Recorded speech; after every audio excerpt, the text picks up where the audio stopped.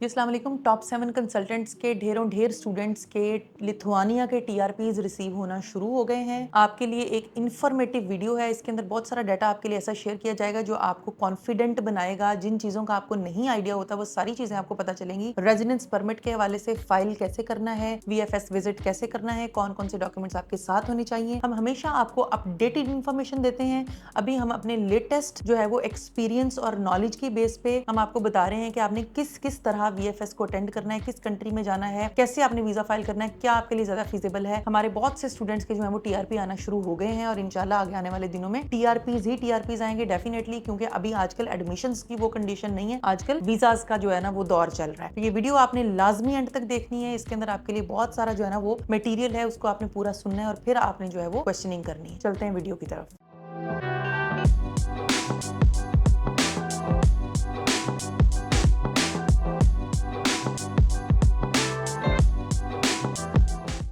जी, तो जैसे ही आप एडमिशन अप्लाई कर लेते हैं, एडमिशन आपको रिसीव हो जाता है, ऑफर लेटर आपके हाथ में है और अभी आपने क्या करना है। सबसे पहले तो आपने अपनी ट्यूशन फी जो है वो पे करनी है। यूनिवर्सिटी ने आपको एक ऑफर लेटर दे दिया होता है, उस ऑफर लेटर को आपने अपने बैंक में लेकर जाना है। आपकी जो सबसे पहली और अहम प्रायोरिटी है वो यही होनी चाहिए कि आप अपने यानी एप्लीकेंट से बात कर रही हूँ कि आपने अपने अकाउंट से ट्यूशन फी पे करनी है। जी हाँ, आपके पास ट्यूशन फी की अमाउंट आपके अकाउंट में होनी चाहिए। आप बैंक चले जाएं, वहां पर आप अपना ऑफर लेटर लेकर जाएं और ट्यूशन फी इनवॉइस लेकर जाएं और बैंक मैनेजर से कहिए कि आपको जो है ना वो ट्यूशन फी पे करनी है। वो आपकी फीस पे करेगा आपके अपने बैंक अकाउंट से। अब आपको जो है ना वो एक सादा सी रसीद दे देंगे, लेकिन वो इतनी इंपॉर्टेंट नहीं है। जो आपको 2 दिन के बाद स्विफ्ट कॉपी मिलेगी, स्विफ्ट कोड जिसके ऊपर लिखा हुआ होगा कि जो अमाउंट है वो वाकया ही इस बंदे के अकाउंट से यूनिवर्सिटी के अकाउंट में ट्रांसफर हो चुकी है। फिर आपने उस स्विफ्ट कोड को, स्विफ्ट कॉपी को जो है वो यूनिवर्सिटी को सेंड करना है। यूनिवर्सिटी फिर आपको अपने अकाउंट्स डिपार्टमेंट से पूछ के कंफर्म करके कि क्या आपकी पेमेंट रिसीव हो चुकी है या नहीं हुई, फिर आपको कंफर्म कर देगी, इंटीमेट कर देगी कि जी हाँ आपकी अमाउंट जो है वो हम तक पहुंच चुकी है। अब यूनिवर्सिटी क्या करेगी कि जैसे यूनिवर्सिटी पेमेंट की कंफर्मेशन दे देगी, उसके बाद यूनिवर्सिटी ने आपसे आपकी बैंक स्टेटमेंट और प्रूफ ऑफ फंड्स मांगने हैं। वो आपने प्रोवाइड करने हैं यूनिवर्सिटी को, आपने ईमेल कर देनी है और उसके कुछ दिन के बाद यूनिवर्सिटी आपका मीडिएशन लेटर जनरेट करेगी। मीडिएशन लेटर आपको भी सेंड करेगी यूनिवर्सिटी थ्रू एन ईमेल और वही मीडिएशन लेटर जो है वो वीएफएस लिथुआनिया को भी भेजेगी। लेकिन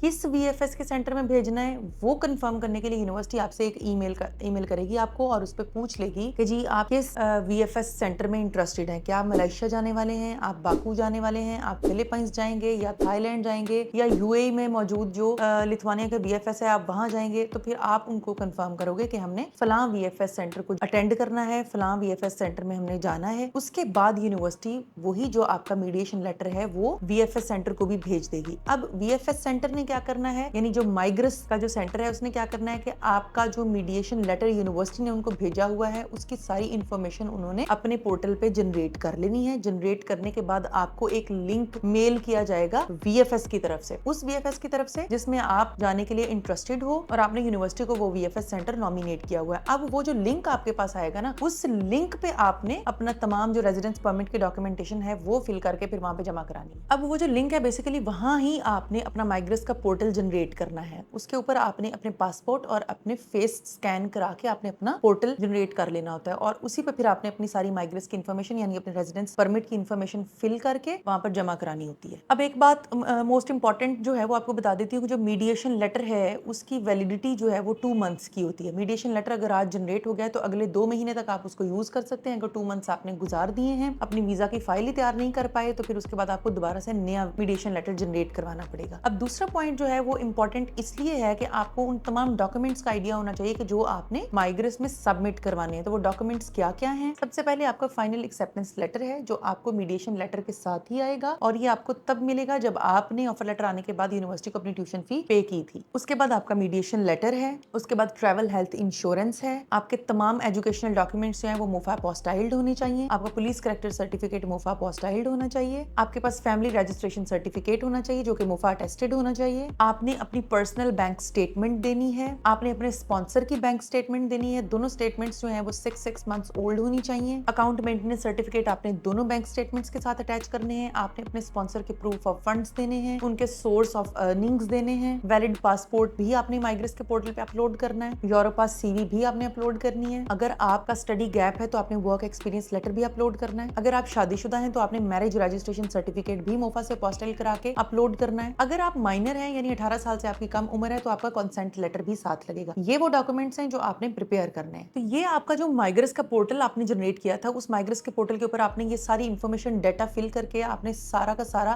और उसके साथ जो जो आप डाटा फिल कर रहे हो उसके प्रूफ जो है वो एज अ डॉक्यूमेंट की सूरत में आपने साथ अटैच करने हैं और उसको सबमिट करा देना है। अब सबमिट करवाने के बाद माइग्रेस जो है वो तकरीबन 2 दिन से लेके 1 हफ्ते का टाइम लेगा और आपका माइग्रेस फॉर्म जो आपने फिल किया है, रेजिडेंस परमिट जो आपने फिल किया है, उसको अप्रूव करेगा। जब वो अप्रूव हो जाए तो उसके बाद आपके पास जो है वो रेलेवेंट वीएफएस जो आपने चूज किया हुआ है उसके अंदर मौजूद अपॉइंटमेंट की स्लॉट्स जो हैं वो मेल कर दी जाएंगी, आपके साथ शेयर कर दी जाएंगी माइग्रेस के पोर्टल पे। आपने उस पोर्टल को ओपन करके आपने देखनी है जी कहाँ कहाँ आपकी स्लॉट अवेलेबल है और किधर आपके लिए जाना जो है ना वो बेस्ट है। फिर आप किस डेट को आपके लिए जाना बेस्ट है, आप उस डेट को चूज करोगे, अपनी अपॉइंटमेंट बुक कराओगे और फिर अपॉइंटमेंट वाले दिन आपने अपने रेलेवेंट वीएफएस पे पहुंचना है। फॉर एग्जांपल आपने अजरबैजान यानी बाकू वाला वीएफएस जो है वो चूज किया है तो आपने अब क्या करना है कि आपका माइग्रेस अप्रूव हो गया है। अब आपके पास ई वीजा होना चाहिए अजरबैजान का। डेफिनेटली आपने जो माइग्रेस जो वीएफएस सेंटर चूज किया है, अब वहां पर पहुंचने के लिए उस कंट्री में जाने के लिए आपके पास वीजा तो होना चाहिए। अब आप ई वीजा फाइल करेंगे, वीजा की फी देंगे, वीजा का वेट करेंगे, 3 दिन में भी आपको रिसीव हो सकता है, 1 हफ्ते में भी रिसीव हो सकता है। उसके अकॉर्डिंग आपने जो है वो अपॉइंटमेंट बुक करानी है। आपके पास वीजा आ गया, अब आपने ट्रैवल टिकट करानी है। अब आपने ट्रैवल की जो टिकट है वो आपने ये सोचना है कि आपने रिटर्न टिकट करानी है। ठीक है, रिटर्न टिकट करानी है। रिटर्न टिकट का फायदा ये है कि आप जब एफआईए के डेस्क पे अपनी क्लैरिफिकेशन के लिए जाओगे तो आप उनको अपनी रिटर्न टिकट्स दोगे, अपनी पेड अकोमोडेशन दोगे, ताकि उन्हें भी आइडिया हो कि आप जेन्युइन स्टूडेंट हैं और आप वहां जा रहे हैं और आपके पास रिटर्न टिकट भी मौजूद है, आप फलां डेट को वापस भी आ रहे हैं। कोशिश करनी है कि जो रिटर्न टिकट है वो आपने वीकेंड पे करानी है, यानी वहां से वापसी आपकी वीकेंड पे होनी चाहिए, क्योंकि जैसे ही आपका बायोमेट्रिक हो जाएंगे, जैसे ही आपने वहां पर अपने फिंगरप्रिंट्स दे देने हैं, आपने जब वापस आ रहे होना है तो आपको फिर एक ईमेल आएगी। उस ईमेल पर लिखा हुआ होगा कि फलां तारीख को आपका ऑनलाइन इंटरव्यू है विद द एम्बेसी। तो वो जो इंटरव्यू होगा वो उसकी ईमेल संडे या सैटरडे को नहीं आती है, तो आपने वीकेंड पे वापसी अपनी जो है ना वो करवानी है, ताकि आप सफर में और आपको कहीं ईमेल आ जाए और आपसे वो पढ़ी ना जाए तो फिर प्रॉब्लम बन सकती है। तो बेहतर ये है कि आप वीकेंड पे वापस आइए और आते अपने इंटरव्यू की तैयारी करें, अपनी ईमेल को चेक करते रहें। जैसे ही आपको ईमेल आ जाए तो आप फिर अच्छा इंटरव्यू दे सकते हैं। अब जो सबसे ज्यादा इंपॉर्टेंट चीज है, जैसे ही आप ये डॉक्यूमेंट्स प्रिपेयर कर लेते हैं कि अब आपने जाना है, तो आपने अपनी जो आपकी फ्लाइट की डेट है उससे कम 2 दिन पहले आपने एयरपोर्ट पे जाना है। वहां पर मौजूद जो एफआईए का डेस्क है, आपने वहां अपने सारे डॉक्यूमेंट्स ले जाने हैं। आपने इस पॉइंट को मिस नहीं करना। आपने एफआईए के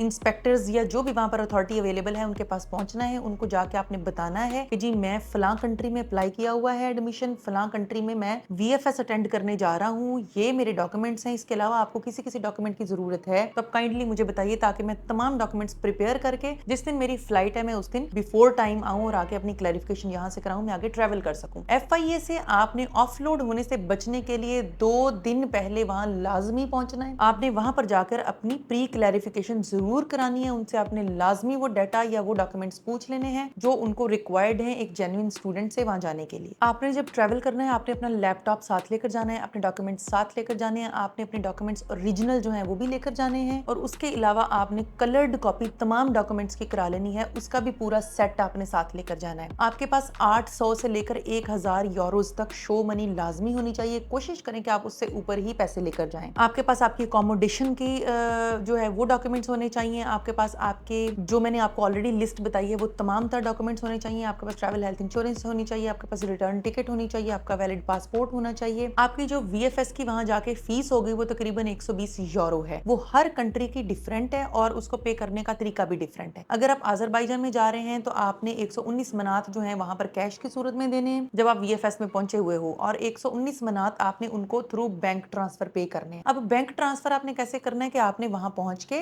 वहीं पर एक बैंक अकाउंट ओपन करवाना है और उसके अंदर पैसे डिपॉजिट कराने हैं, और फिर वहां से वो पैसे जो है वो वहां पर शेयर करने, आपको अकाउंट नंबर वीएफएस वालों की तरफ से दे दिया जाएगा, उसमें आपने 119 मनात सेंड करने हैं। दूसरे कंट्रीज का डिफरेंट तरीका है। अगर आप मलेशिया में जा रहे हो तो वहां पर आपने जो अमाउंट है वो कैश जाकर या फिर मलेशियन रिंगट की सूरत में या फिर किसी भी करेंसी की सूरत में जो कि 180 यूरो के इक्वल होने चाहिए। वहां पर ऑफिसर्स आपसे डॉक्यूमेंट्स कलेक्ट करेंगे, उन उनको जो आपने ऑलरेडी ऑनलाइन रेजिडेंस परमिट यानी माइग्रेस फिल करके भेजा हुआ है उसके साथ मिला के वेरीफाई करेंगे। फिर अगर कोई डॉक्यूमेंट आपका मिसिंग है उसकी आपसे डिमांड करेंगे, आपसे डॉक्यूमेंट लेंगे और उसको स्कैन कर लेंगे, आपको डॉक्यूमेंट्स वापस कर देंगे। उसके बाद आपको टोकन दिया जाएगा, फिर आपका नाम कॉल होगा, फिर आपने वहां जाकर अपने फिंगरप्रिंट्स कराने हैं और उसके बाद आप फ्री हैं। उसके बाद फिर आपको अपने ईमेल पे ध्यान देना है कि आपको जो ऑनलाइन इंटरव्यू है उसकी ईमेल कब आती है। उसके बाद आपने अपने कंट्री में वापस आ जाना है। फिर आपको ऑनलाइन इंटरव्यू की ईमेल आएगी। आपने ऑनलाइन इंटरव्यू वाले दिन बड़े अच्छे तरीके से बगैर कोई प्रिंटेड या बगैर कोई राइटिंग्स वाली शर्ट्स पहने हुए प्लेन शर्ट पहन के जो है वो प्लेन सिंपल नाइस ड्रेस पहन के आपने जो है वो इंटरव्यू देना है और बड़े एक्टिवली आपने उनसे बात सुननी है और करनी है। रशी नहीं सिचुएशन होनी चाहिए, आपने ज्यादा हकलाना परेशान नहीं होना। नॉर्मल एक डिस्कशन होगी, जो आपने फाइल वहां पर जमा कराई हुई है उसी के रिगार्डिंग आपसे क्वेश्चनिंग होगी। आपसे ये पूछा जाएगा कि आप क्यों आ रहे हैं, वापस कब जाएंगे, क्या सीन है। ये आपका कंसल्टेंट आपको ऑलरेडी तैयारी इसकी करा चुका होता है। इंटरव्यू आपने बहुत अच्छे तरीके से देना है और उसके बाद आपने जो है वो इंतजार करना है अपने डिसीजन का। एक इंपॉर्टेंट चीज कि जब आपने ऑनलाइन इंटरव्यू देना है आपके पास अपना ओरिजिनल पासपोर्ट होना चाहिए। सबसे पहले आपकी आइडेंटिटी उन्होंने चेक करनी है, उसके बाद आपसे इंटरव्यू लिया जाएगा। जिस स्टूडेंट ने अपना पासपोर्ट अपने पास नहीं रखा, पासपोर्ट उन्होंने इंटरव्यू से पहले आपसे देखना है। अगर आपने नहीं दिखाया तो आपकी सीधी सीधी वीजा रिजेक्शन है। इस सूरत में आप अपील भी नहीं कर सकते। तो आपने ये बात ध्यान से इसको पल्ले बांध लें कि आपने जो है वो अपना पासपोर्ट लेकर जाना है। उसके बाद आपको जैसे डिसीजन रिसीव हो जाए तो आप उसके अकॉर्डिंग उसके ऊपर लिखा हुआ होगा जी फलां तारीख को आप ट्रैवल कर सकते हैं, उसके अकॉर्डिंग आप ट्रैवल कीजिए और अपनी स्टडी स्टार्ट कीजिए।